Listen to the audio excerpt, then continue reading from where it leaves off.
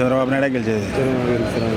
ఎందుకు చంద్రబాబు గారు అనుకుంటున్నారు కావాలి? ఆయన వస్తే అభివృద్ధి జరుగుతుంది, అభివృద్ధి కార్యక్రమాలు చేస్తాడు కాబట్టి ఆయన వస్తేనే బాగుంటుంది అనుకునేది మేము. ఈ జగన్ వచ్చినాక ఏం జరిగింది చెప్పండి? జనాలను శుభ్రమూర్తి చేయాలని తప్ప ఏం లేదు. మద్యపాన నిషేధం లేదు, ఏది లేదు. ఆయన ఒక దాని మీద ఉన్నాడా? చెప్పిన దాని మీద ఇది కరెక్ట్గా చేసినాం అనేది ఉన్నాడా?